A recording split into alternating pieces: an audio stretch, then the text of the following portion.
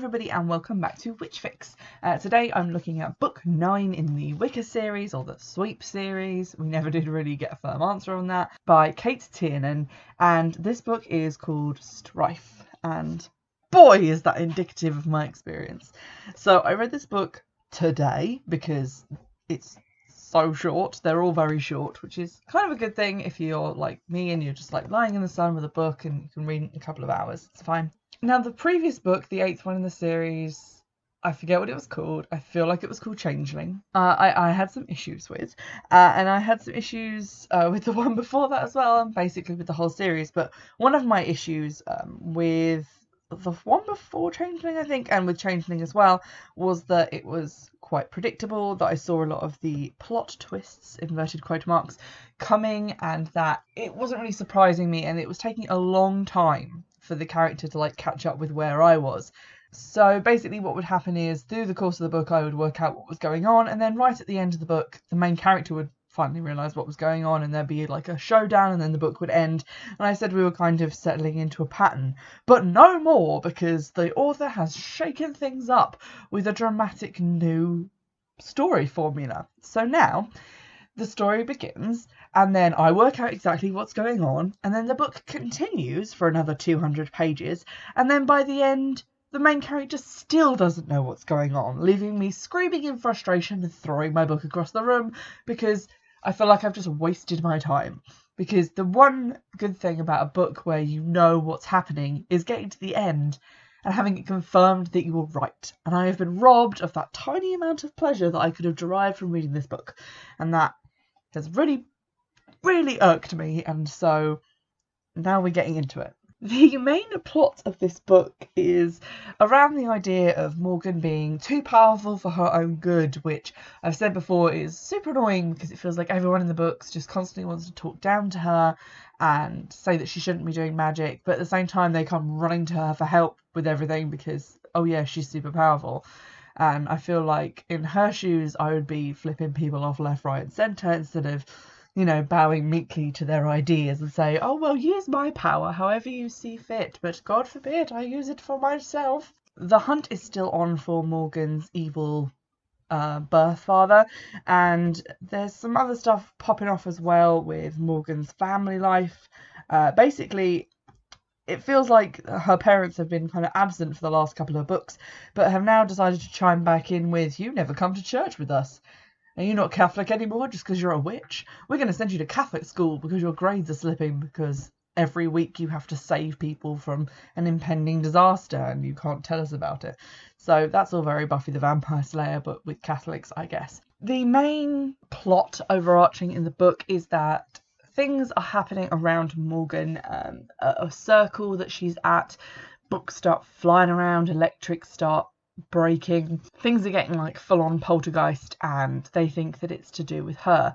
Morgan says that she isn't doing it, but they say, well, I mean, you could be doing it by accident just because you're so powerful but also untrained and uninitiated, so everything is your fault, you dope. And this happens a number of other times. The clips at the beginning of each chapter are two different people. So we get the input of someone called Sarah Curtis, who's from the 1970s, and she's talking about her brother Sam finding this book of black magic that was written by Woodbanes, and other random stuff that's happening in sort of her timeline. The other voice that we get at the beginning of chapters is a lady called Elise, or a girl called Elise, who is one of Morgan's friends, or I guess someone who is in one of the covens that she's in. Oh, it's Alyssa, not Elise. I wasn't paying attention. Oh well. Anywho, Alyssa is writing in her diary about how she really likes Wicca and she's kind of like vibing with it, but she also is a bit scared of Morgan and Morgan's powers. And I assume Alyssa was in previous books, but fucked if I can remember her being around, so I can't be bothered to go back and check, but I'll assume that she was there. Now, the other times that Alyssa is definitely there is when all this weird stuff is happening. And it's very clear, obviously, to the reader reading her sections that her paranoia and her anxiety over Morgan's power, over the dark side of things, builds as these attacks grow in strength.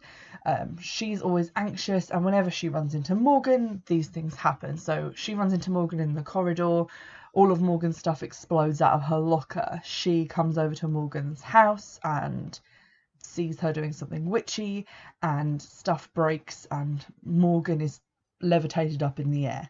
And Morgan sort of believes that it's her doing these things by accident, but it's actually very extremely ho-humly, mind-buggeringly obvious that it's Alyssa who's doing it.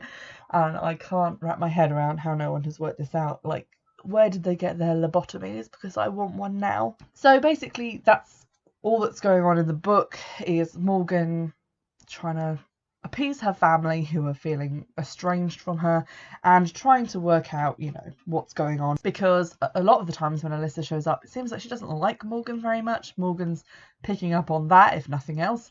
And Alyssa is also ingratiating herself with Morgan's family, meeting them for brunch after church, and spending quite a lot of time with Mary Kay, Morgan's sister. Mary Kay, who has chosen book 9 to remember stuff that I'm pretty sure happened in book 3, to remember like the chaotic battle between Celine, Bell Tower and Morgan, to start wondering, you know, is this Wicca stuff evil and bad and dangerous, and maybe I should make friends with an uncontrollable telepath instead, because that's much safer. Now, the thing that ties Sarah Curtis's 1970s diary to the present day storyline is the book of Big Badass Evil Magic, the name of which that I've forgotten. But basically it was written by a guy who is a Woodbane. You might remember that those are the generic Slytherin type cast of people who are just evil for the fun of it. He wrote the book of black magic. He also used the witch trials in Salem as like a cover to kill witches who were not Woodbanes, I guess to steal their powers or to render them down into grease that he could use to twiddle on his evil moustache. So this book is bad news, but it then resurfaces in the hands of a lady who has been sent by the Council of Goody Two-Shoes Witches to teach Morgan about self-defense, even though she shouldn't be doing magic. How dare she? Slap on the wrist, slap, slap. From the big old book of evil bad news, they hit upon the idea of doing a spell which basically reflects anyone's evil magic back on them ×3. It's like the rule of 3, this is explained in the book, but it works like instantly. So they're designed to perform this ritual. I don't know why it's in the big book of evil magic, but there we go. To try and stop Kieran, who is Morgan's birth father, because they think it might also be him telekinetically attacking her, which is causing all these like poltergeist type things going on. And this part of the plot line, which appears to be there just to kind of throw doubt on whether it is obviously Alyssa doing all of this, is weak sauce in the extreme, because they just sort of mentioned that, oh, he's powerful and he has seen this witch in France who can do telekinesis. It's like, yeah, but she's in fucking France. And then they say in like a throwaway line, oh, she doesn't have to be near people to do it. And I'm like, oh, okay. It's still Alyssa though. Pretty fucking obvious. Anyway, they do this spell to shut down whatever Kieran's doing and then go in and catch him. And at exactly that point, Alyssa becomes very, very ill very quickly, and she gets put in hospital in a coma. And at this point, still no one realises what's happening. Now, I was kind of wondering if this was going to go in an interesting direction. Interesting, I mean slightly unpredictable, because obviously if everyone was focused on this spell being against Kieran, they would now think that he was powerless, and they would go in and try to arrest him in France or wherever he is. But obviously he wouldn't be, because very clearly the spell has worked on Alyssa. So I was anticipating maybe that was where the climactic battle action was going to take place, with this sort of failed arrest of Kieran. But apparently that arrest goes off without a hitch. Like, we're told that he was arrested like off camera by some other characters who we've never met. He is now in custody. And I was wondering, well, how? Because he's meant to be so powerful, and the spell that you did absolutely bugger all to him, because it's working on the 15-year-old girl that none of you can catch. So I was really left wondering as to how they had caught him, and that seemed like a massive plot hole to me, but what do I know? I'm just a lowly reader. Then, having successfully captured Kieran, they go through the steps of reversing that spell so it's no longer in effect, at which point Alyssa instantly gets better and springs out of her bed, coma-free and full of telekinetic whoopings. They still don't twig that her miraculous recovery on the night that they do the undoing ritual, and that those two things are connected in any way. So that's annoying. And then it came to like the last chapter, which is about 4 pages long, and I was actually starting to get a bit worried and being like, are they going to notice? Is stuff going to happen? Is this going to continue into the next book? Because I really hope it doesn't. And then in the last chapter, Alyssa comes to Morgan's house because obviously she's friends with her annoying kid sister, who at this point I would have just murdered, just saying. And while they're talking, I think Morgan like touches Alyssa or like reaches out to touch her hand, and Alyssa jumps and a picture on the wall suddenly like falls down and the glass is split, separating Morgan from the rest of her family in a very foreshadowy type way. And Morgan still doesn't understand what is happening, doesn't even suspect. And then she gets a call from Hunter, love of her life / irritating busybody and know-it-all, saying he has a lead on his missing parents, who we might remember from like 5 books ago, which was the last time anyone gave a shit. And so he's going to Quebec. And she's perfectly safe because Kieran's been arrested, so he can just fuck off and go and find his family. Except obviously she's not perfectly safe because she's in the same room as essentially Carrie, but with less motivation, backstory, or character development. And that's where the book ends. So that's fun. That whole experience was just incredibly frustrating for me. The plot, I could get over it being incredibly predictable. It's just that I was kind of used to these being very predictable and me complaining about them being predictable. But to have it be this predictable at this stage in the book, when clearly this is going to go on into the following book, just beggars belief. Because if you were reading that and you didn't know that Alyssa was responsible, then you're an idiot. And okay, maybe you can say it's clearly the author doing it like that so the reader knows that Morgan is in danger, but Morgan doesn't know. And I can appreciate that to a point. But because it's so blindingly obvious, and because it's not just obvious from like the bits that only the reader gets to read, like the diary entries that Alyssa's been writing, it's obvious from actual occurrences that Morgan has witnessed, and therefore her character just comes off as thicker than shit, because she should know this stuff, and it's just frustrating in that respect. Like, if it had just been kept to the pre-chapter diary entries, and that's how we had known as the reader that Alyssa was bad news, then fine, that could have worked. If maybe there hadn't been occasions where Alyssa had used her powers with just her and Morgan there, that could have worked. Because by the end of the book, Morgan knows it's not her doing it. So there have been 2 occasions where only one other person was with her and it happened. You don't have to be Sherlock Holmes. You barely have to be the guy from Blue's Clues whose name I can't remember. Did he have a name? Was he just man? I don't care. So I was not in love with that whole side of the book. Another thing that really annoyed me as well is the, again, recurring thing of, oh, Morgan is uninitiated, Morgan is untrained, nobody can trust Morgan. Oh God, Morgan, please solve all our problems for us with your tremendous power. But again, don't think that you're important because you're not, you're just a rank amateur and we hate you, spit spit. This comes to a quite nasty head really, because the telekinetic incident thing happens, I think, twice, and then Erin, who is the visiting person who's there to teach Morgan self-defense, basically says, Morgan, you're a danger to yourself and others, and we're going to have to bind your powers.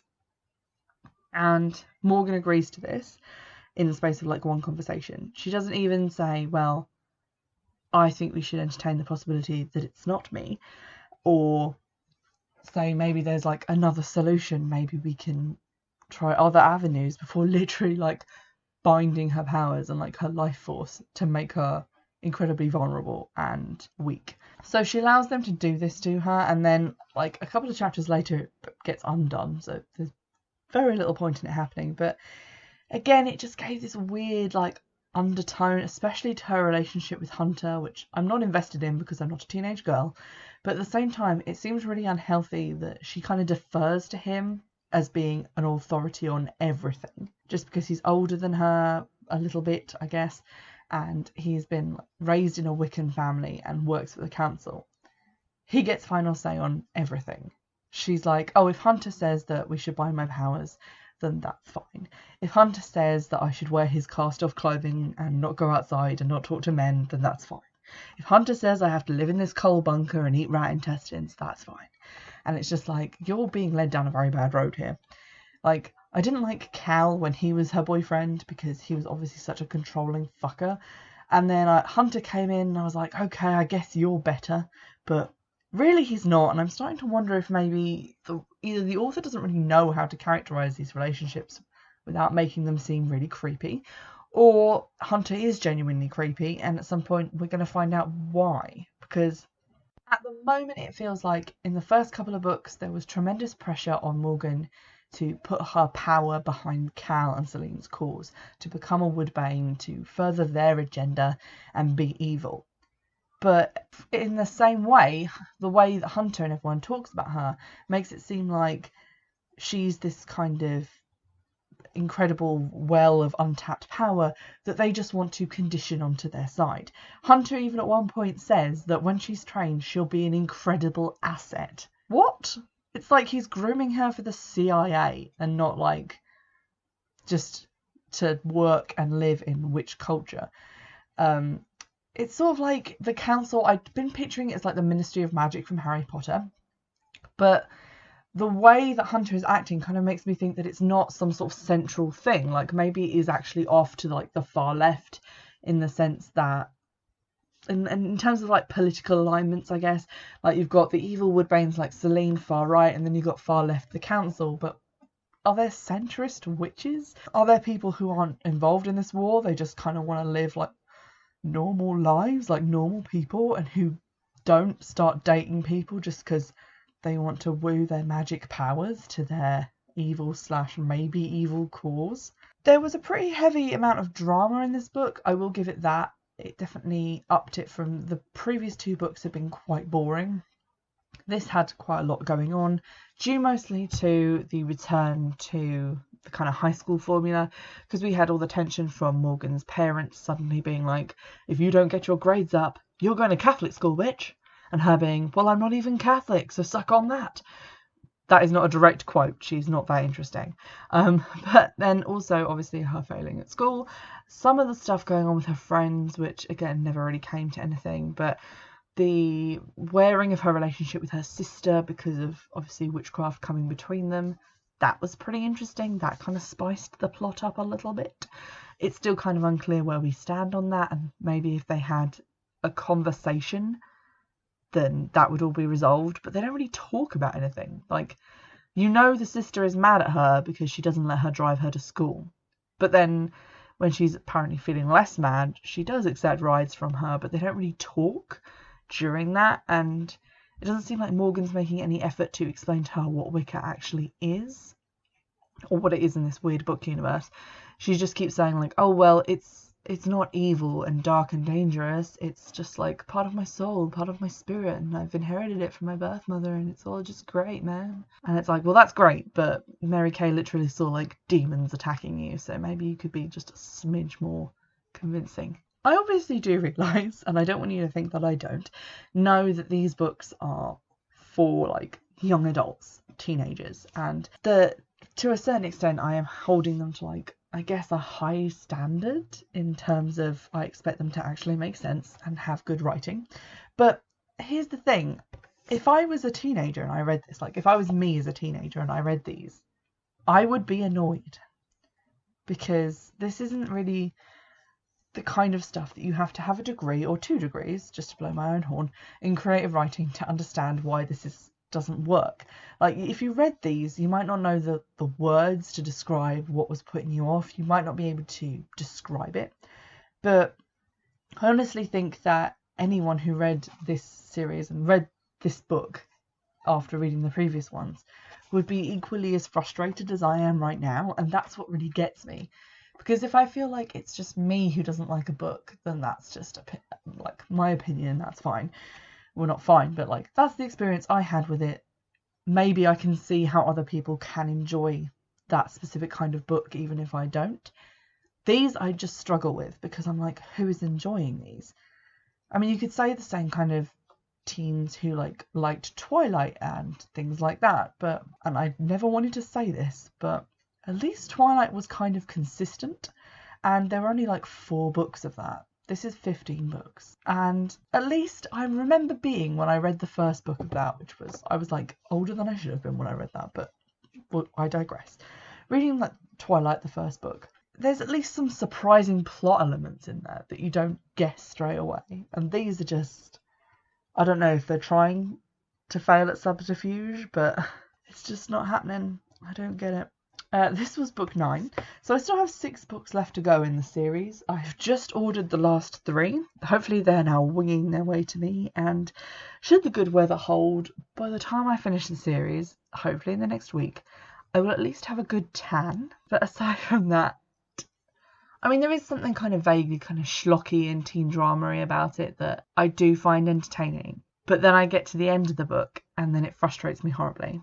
So it's sort of like when you're it's sort of like that kind of kid thing when you're like, I'm going to eat this whole bag of Haribo because, ooh, exciting colours and drama and stuff going on. And then at the end you just feel sick. So that's going to be my last word on my experience of reading this book. And I will let you know how I get on with the upcoming ones. Do let me know if you have any other like Wicca-esque or witchy teen series, because I am looking to fill a hole in my reading schedule. So you can recommend those to me in the usual way by Twitter or email. You can also donate to the Patreon if you feel so inclined, so that I can buy some other books or maybe some blood pressure medication. At this point, I don't know. And please do enjoy the full backlog of episodes on Castbox and YouTube. And if you head on over to YouTube, if you're not there already, listening to my voice, then you will find some other videos and things that I've done, which are not strictly speaking the podcast, but are still witch related, even if it is tangentially. And in the meantime, I'll see you in the next one. Bye!